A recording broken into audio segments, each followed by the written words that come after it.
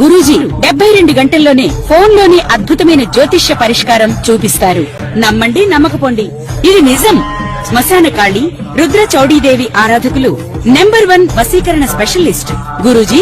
మనిషి పుట్టుక నుండి చనిపోయే వరకు వచ్చే అన్ని క్లిష్టమైన సమస్యలకు పరిష్కారం ఇక్కడ లభిస్తుంది. విద్య, ఉద్యోగం, వ్యవహారం, స్త్రీ ప్రేమ, పెళ్లి, సంతానం, స్త్రీ పురుష వశీకరణం, భూవశం, భార్యాభర్తల కలహాలు, కోర్టు సమస్యలు, విడాకుల సమస్యలు, చేతబడి, అప్పుల బాధ, ఇంకా మీకు ఎలాంటి సమస్యలు ఉన్నా 72 గంటల్లోనే.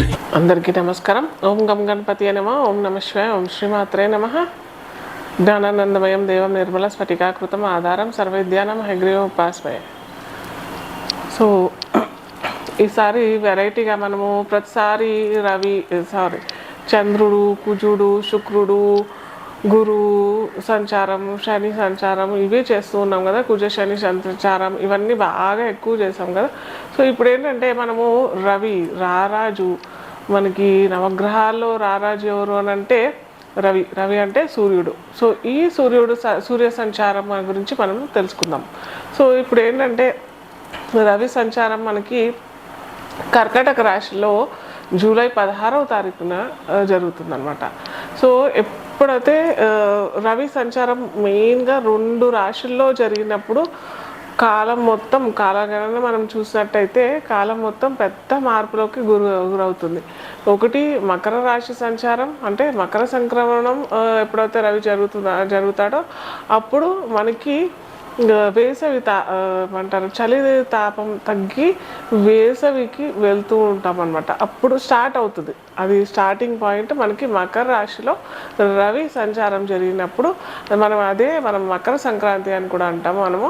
సో అక్కడ పంటలు కోయటం, కొత్తగా మనం సంక్రాంతి జరుపుకోవటము, కొత్త పంట వచ్చిన సందర్భంగా అందరికీ పంచడము ఆ పంటని, అలాగే దైవ సమర్పణ చేయటం, తర్వాత మనం కూడా అందరం సెలబ్రేట్ చేసుకోవడము సంక్రాంతికి మూల కారణం అవుతుంది. సో అది తర్వాత మనకి అప్పటి నుంచి ఏమవుతుందంటే రవి ఎప్పుడైతే మకర రాశిలో సంక్రమణం జరిగినప్పుడు మనకి కాలాన్ని చూసినట్టయితే కూడా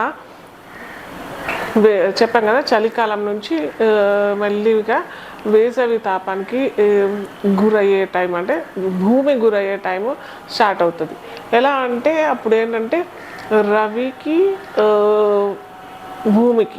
భూమికి రవికి డిస్టెన్స్ మనం చూసినట్టయితే దగ్గరగా వచ్చేస్తాడు అనమాట. అంటే రవి ఏదో దగ్గరికి రావడం కాదు, ఇక్కడ మనము భూమి సంచరిస్తూ ఉంటుంది కదా, భూమి తిరుగుతూ ఉంటుంది, ఆకర్షణ శక్తి వల్ల ఏమవుతుంది అనమాట, భూమి దగ్గరగా రవికి దగ్గరగా, అంటే సూర్యుడికి దగ్గరగా రావడం మూలంగా మనకి ఈ తాపం పెరిగిపోవడం, వేసవి రావటం, ఇవన్నీ మనము మకర సంక్రమణం రవి చెందినప్పుడు మనకి ఇవన్నీ మనము ఎక్స్పీరియన్స్ అవుతాం. అది ఒక పెద్ద మార్పు, కాలంలో ఒక పెద్ద మార్పు అయితే మకర రాశి సంక్రమణం. నెక్స్ట్ మార్పు వచ్చేది ఎప్పుడు అని అంటే మనకి కర్కాటక రాశిలోకి రవి సంచారం చేసినప్పుడు, రవి సంక్రమణం కర్కాటక రాశిలో జరిగినప్పుడు అప్పుడు ఏంటంటే ఈ వేసవి తాపం తగ్గి వర్షాలు స్టార్ట్ అవ్వటము ఇలాంటివన్నీ జరుగుతుంటాయి మనకి. ఎప్పుడైతే రవి కర్కాటక రాశిలో ప్రయాణం చేసినప్పుడు అప్పుడు మనం దాన్ని దక్షిణాయనం అని అంటాం.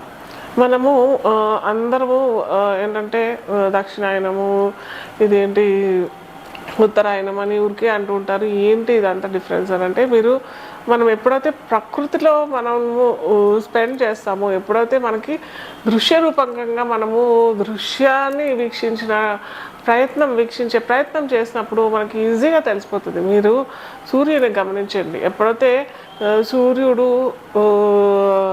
నార్త్ సైడ్, అంటే ఉత్తరాయణం కొద్దిగా సూర్యుడు సెంటర్ మార్నింగ్ చూసినప్పుడు సూర్యోదయం నుంచి కాలక్రమేణా రోజు గడిచిన కొద్దీ ఉత్తరం వైపు ప్రయాణం జరిగిందని అంటే అది మొత్తం ఉత్తరాయణం అవుతుంది. ఎప్పుడైతే సూర్యుడు దక్షిణాయనం అని అంటే సౌత్ సైడ్ ఎప్పుడైతే ప్రయాణం స్టార్ట్ చేయడం మొదలు పెడతాడో అది దక్షిణాయనం అవుతుంది. సో దీనివల్ల మనకేంటి ఉపయోగము, మనకేంటి డిఫరెన్సెస్ వస్తాయి అని అంటే, మనము ఒక్కొక్క రాశి, అన్ని రాశులు మనము చూసుకుందాం. మేషరాశి నుంచి మనకి మీన రాశి వారికి ఎవరెవరికి ఏ ఏ ఫలితాలు వస్తాయి అది మొత్తం మనం ఇప్పుడు తెలుసుకుందాం ఒక్కొక్కటి. నెక్స్ట్ వృషభ రాశి వారికి చూసినట్టయితే, వృషభ లగ్నం తెలియని వారికి రాశి అని చూసినట్టయితే, వృషభ లగ్నం వారికి చతుర్థాధిపతి అవుతాడు. చతుర్థాధిపతి అయిన రవి తృతీయంలో ఉన్న సంచారం జరుగుతుంది కాబట్టి ఇక్కడ ఏమైపోతుందంటే, చతుర్థం అంటే గృహం, తను పుట్టిన స్థానం నుంచి మూడో వైపు వెళ్తున్నారు కాబట్టి చాలా మందికి ఉద్యోగస్తులు, అటు గవర్నమెంట్ ఉద్యోగస్తులు అయినా కానీ, ప్రైవేట్ ఉద్యోగస్తులు అయినా కానీ, లేదా ఫారిన్లో ఉండే ఉద్యోగస్తులకైనా కానీ ఇది మార్పు చెందడానికి, అంటే చిన్న చిన్న మార్పు, ఏదో పెద్ద మార్పు ఒక దేశం నుంచి ఇంకో దేశం నుంచి ఇంకో వేరే దేశానికి ప్రయాణించే అంత పెద్ద మార్పు అయితే కాదు, కానీ చిన్న చిన్న మార్పులు ఒక స్టేట్ నుంచి ఇంకో స్టేట్, లేదా ఒక డిస్ట్రిక్ట్ నుంచి ఇంకో డిస్ట్రిక్ట్, లేదా ఒక స్థానం నుంచి ఇంకొక స్థానం, అంటే స్థాన మార్పిడి జరగటానికి అది మంచి స్థాన మార్పిడి. ఎందుకంటే మనకి ఇక్కడ ఇంతకుముందు చెప్పుకున్నాం కదా, గురువు కూడా ఇక్కడ కర్కాటక రాశిలోనే ఉన్నాడు కాబట్టి చక్కటి మార్పు అని అనుకోవచ్చు. కాకపోతే ఇక్కడ వృషభ లగ్నం వారికి గురువు షష్టాధిపతి అవుతాడు, అలాగే లాభాధిపతి అవుతాడు కాబట్టి అంత పెద్ద రిజల్ట్స్ ఏమి ఇవ్వకపోవచ్చు, కానీ ఒక మంచి మార్పు అని చెప్పుకోవచ్చు.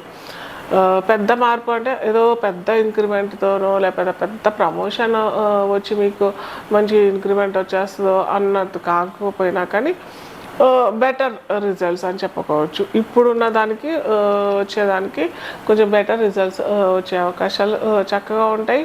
విద్యార్థులకు కూడా స్థాన మార్పిడి చాలా బాగుంటుంది. చతుర్థాధిపతికి తృతీయానికి కరెక్షన్ వచ్చింది కాబట్టి కూడా సోదర భావంతో ఉన్న వాళ్ళందరికీ కూడా కొద్దిగా చికాకులు వచ్చే ఛాన్సెస్ చాలా ఉంటాయి, ముఖ్యంగా వృషభ లగ్నం వృషభ రాశి వారికి. సో మీ సోదర సమానమైన వ్యక్తులు ఎవరైనా కానీ, అటు ఓన్లీ మన రక్త సంబంధితులు కాకుండా ఎవరు కజిన్స్ ఇలాంటివన్నీ ఉంటారు కదా, సో అలాంటి వాళ్ళందరితో కూడా కొద్దిగా జాగ్రత్తగా ఈ నెల మొత్తం జాగ్రత్తగా ఉంటే చాలా మంచిది. రవి ఇలాంటి చిన్న దుష్ఫలితాలు ఉండకుండా ఉండడానికి ఏం చేస్తారంటే, చక్కగా ఉదయాన్నే లేచి సూర్యుడికి నీళ్ళు కాపర్ వెజిల్లో నీళ్ళు తీసుకొని దాంట్లో కొద్దిగా చందనం వేసి సూర్యుడికి జలం అర్పించి సూర్య నమస్కారం చేసుకుంటే కూడా మంచి రిజల్ట్స్ అవుతాయి.